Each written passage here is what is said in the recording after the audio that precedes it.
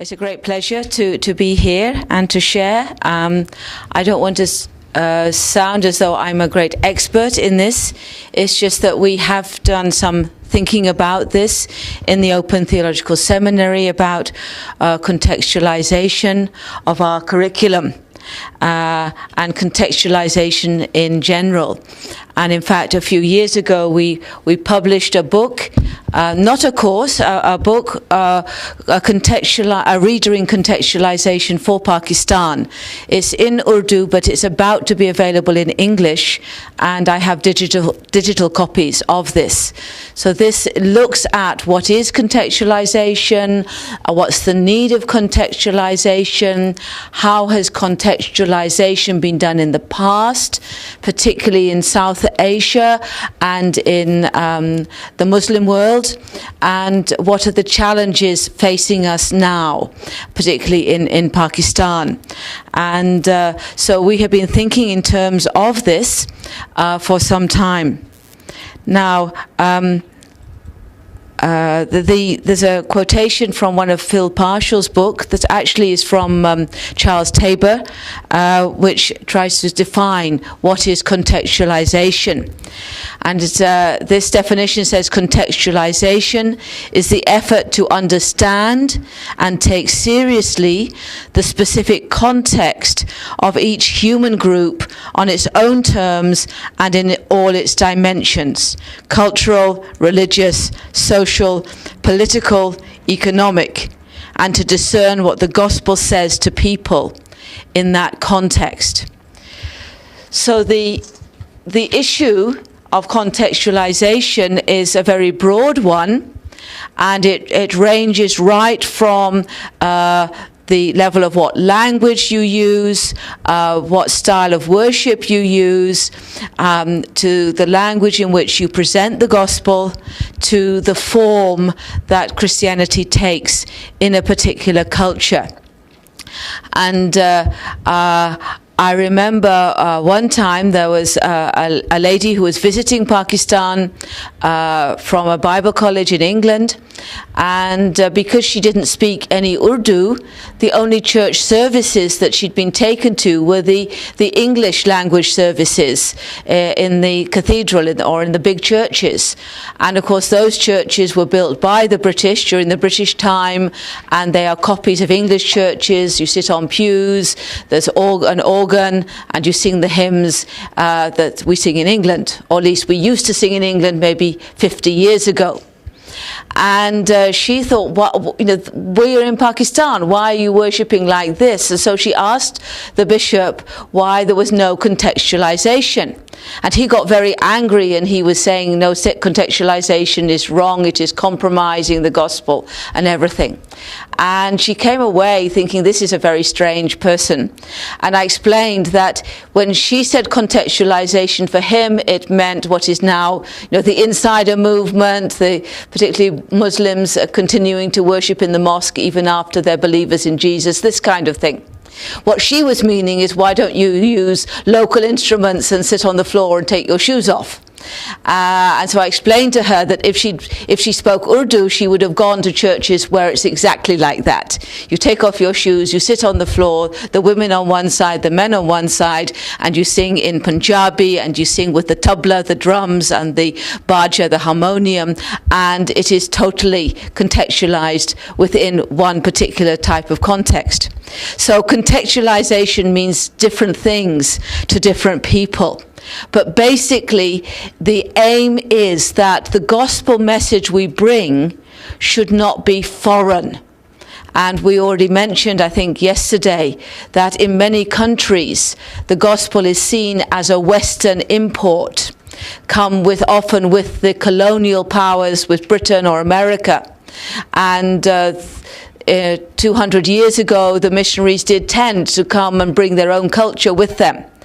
And certainly in Pakistan, we have that heritage of very English-looking churches and an English style of worship and church architecture, and the way we do things in some ways is very Western.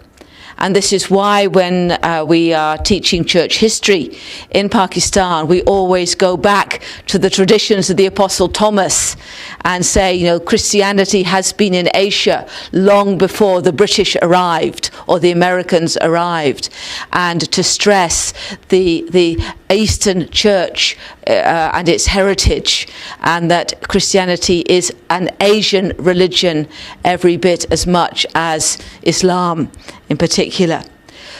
So it is trying not to be foreign, but still being a distinctive Christian message. And that is always the tension in contextualization, that we do not compromise the message of the Bible, the message of the gospel, but we try and present it in a way that is understandable and does not cause offense. One example of this that we have done in the Sayan courses, in the Life of Christ 1, there is a section about the person of Jesus as Son of God and Son of Man. And of course, Son of God is like a red rag to a bull for Muslims. And so, with permission from Sayan, Tim Green, who was involved in course development at that time in Pakistan, he rewrote part of that chapter on Son of God to clarify the issues in a way that would be understandable to people in a Muslim context, because the issue has all sorts of other meanings. You just say the word Son of God and it produces immediate reactions. So we looked at our context and said, no, we need to add something here to the existing text in order to make clear the misunderstandings, of course, that people have in a Muslim context of, the Quran says, no, God doesn't have a wife, doesn't have children, in a very, physical sense, more like the kind of idolatry of the pagan Arabs. And so we need to make very clear that when we call Jesus the Son of God, that's not what we're talking about.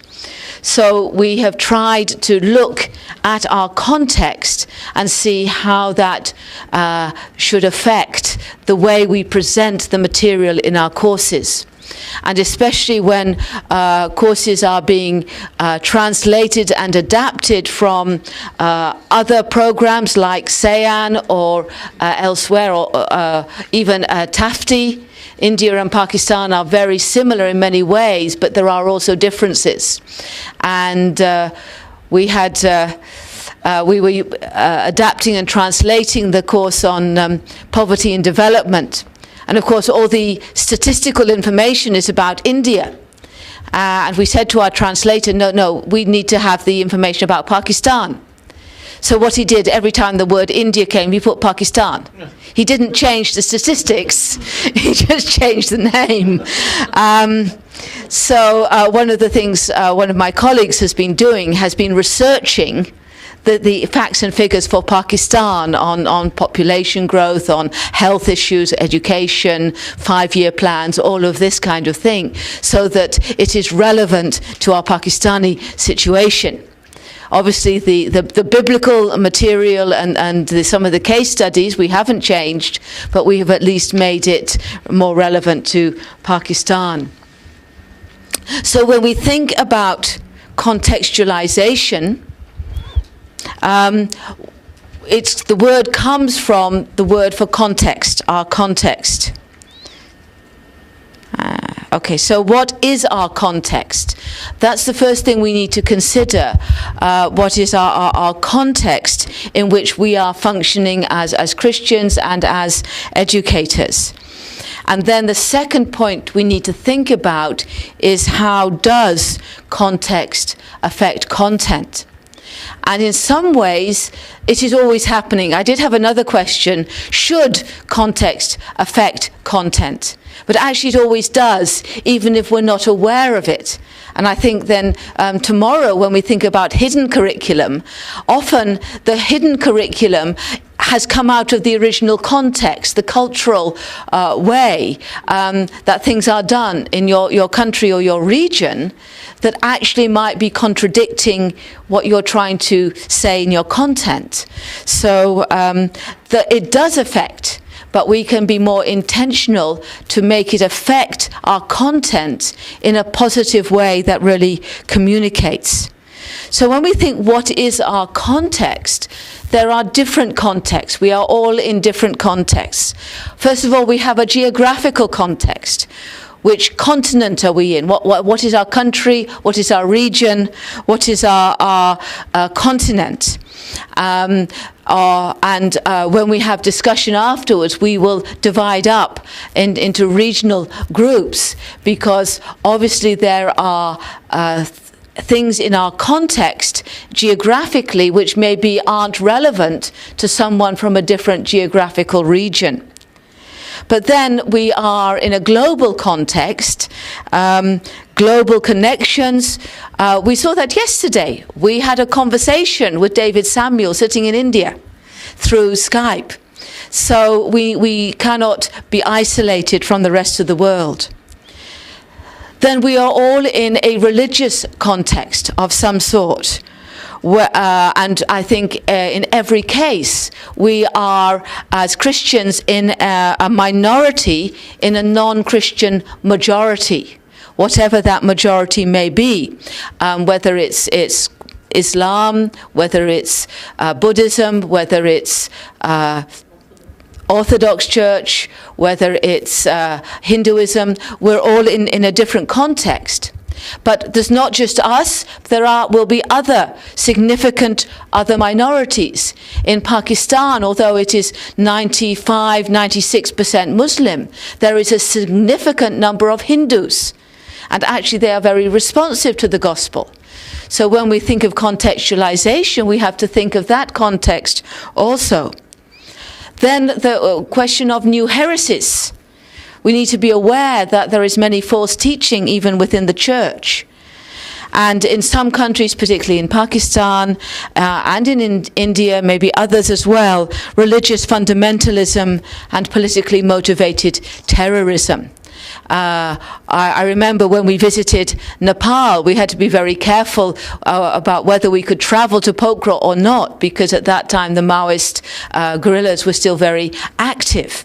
And I remember Tonka telling us about how that affected their work in some areas, that some areas were totally under the domination of the Maoists, and how difficult it was. So it's not only Pakistan. Then we have a social context as well, with many different cultures and languages and traditions. And there was almost no country which is monocultural. Maybe Korea, to a large extent, is monocultural, but even in Korea now you have many minorities, other language groups, and certainly in Pakistan, there is not one single Pakistani culture or Pakistani language. There are regional cultures, provincial languages, and traditions. Then for many of us, part of our social context is a context of poverty, injustice, corruption, feudalism. And in the former communist countries, there will be a whole raft of other issues. Then many of us, being minorities, are facing discrimination and prejudice, particularly in Muslim countries, but probably in other countries as well. Growing population, I think that is probably a fact in all, particularly Asian countries, population growth, which means that the percentage of young people under 15, is increasing day by day almost. And so this is a growing group of people for whom there is a need for religious education, Christian education. And just moving on to our global context, just to know that we're not alone in these issues. Ross Kinsler is a name I'm sure many of you have heard of, one of the pioneers of TEE. And he wrote a very interesting article in 2007 called Doing Ministry for Change, Theological Education in the 21st Century. And he picked out some aspects of our global context as a church, and he picked out one of his three main areas was injustice: racial injustice, economic injustice, gender injustice. And one of the questions we have to ask is, does our curriculum address any of these issues? Ecological destruction, the environment, the damage to the environment. A couple of years ago, the deforestation in Indonesia, the burning of the forests in Indonesia affected the whole world because it produced a smoke layer that affected air travel in many countries. So ecological destruction. They cut down forests in Nepal, and you get floods in Bangladesh. So it is a fact that we are in a global situation of ecological destruction. And the third issue that he felt was very important was the need for integral and systemic wholeness. Holistic mission, we often know the word, and in these days, Tear Fund particularly is using the word integral mission, that everything should be affected. It's not just, man is not just a spirit, but we are bodies and minds as well. And Tear Fund is one of our close partners working with us in OTS, and their vision statement says to contribute to the economic, physical, psychological, social and spiritual transformation of poor women, children and men in Pakistan. That is part of their partnership agreement with us. So this is the context in which we are doing theological education. So we think sometimes education, we're just talking about people's minds, but actually it's not. It's about the whole personality. And some of you are familiar with the Millennium Development Goals. The United Nations organization set these goals that were to be achieved by 2015. Well, we're getting very close to that. And there was a recent article in Pakistan about one of the provinces saying how far we are from achieving those goals. Eradicate poverty and hunger. Well, we've only got 2 years to go.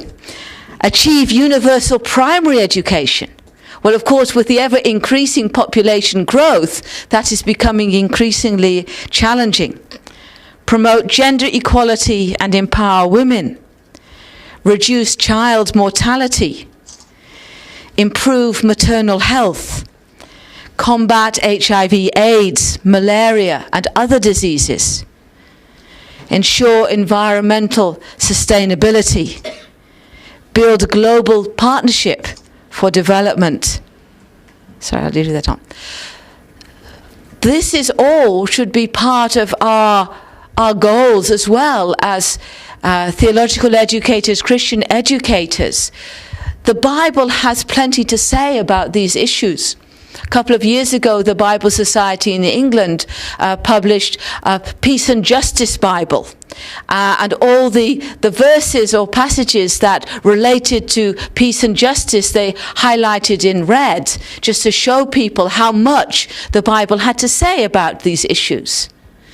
Well, how much do our Bible courses say about peace and justice, about environmental sustainability? I think often there are blank spots in our curriculum because of this. So our context does affect our content. Some ways unintentionally, other ways intentionally. So this is the first question: should our context affect the content of our theological education curriculum? how far should the context affect the content? And sometimes maybe the context affects our methodology more than we realize. We've already mentioned how much the struggle it is to keep the TEE methodology of group discussion and participation when so much of the surrounding culture is rote learning, memorization, and whatever the teacher says is correct. And they are the only ones who have truth and knowledge, and the students are empty vessels. So there are effects, but how can we be more intentional? Our religious context, we need to have an understanding of the other religions and ideologies surrounding us. And therefore we need appropriate apologetics. Some of the apologetics, there are excellent books written in the West, but they're written in a different context. They're answering different questions. The theory and practice of appropriate methods of evangelism. For Muslims, it will be different to Hindus. For post-communists, will be different again. And the motivation to reach the unreached peoples. And of course, a good understanding of our own Christian doctrine and of heresies. Our social context, awareness of other cultures and traditions, ability to communicate the gospel cross-culturally, awareness of these social and ethical issues, and an ability to address these issues, personal and social ethical issues, biblically and in culturally appropriate ways, including counselling issues. And I'm aware my time is running out, so we'll just go quickly through the others, I'm sorry. Awareness of local church history, including national histories, national heroes, and the reasons for prejudice. The difficulties the Pakistani Christians face are historical, because of the historical background most of them came from. And we need to understand that if we understand why people are prejudiced against us. Understanding about persecution, teaching about persecution, that it is part of discipleship and an ability to endure it. And then we need to understand the modern youth culture, including the influences and dangers of the media, and a knowledge of and practice of effective Christian education for children and youth, as well as for adults, of course. And then this was a very brief introduction. Sorry it's so brief.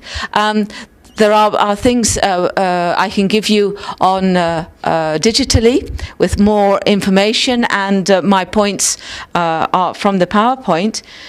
But we, in our groups, will consider what are our contexts: geographical, religious, cultural, social, economic. Should the context affect the content? How far should it affect? And in what ways does it or should it affect our content? So I put them on the board as well, but we will go into that.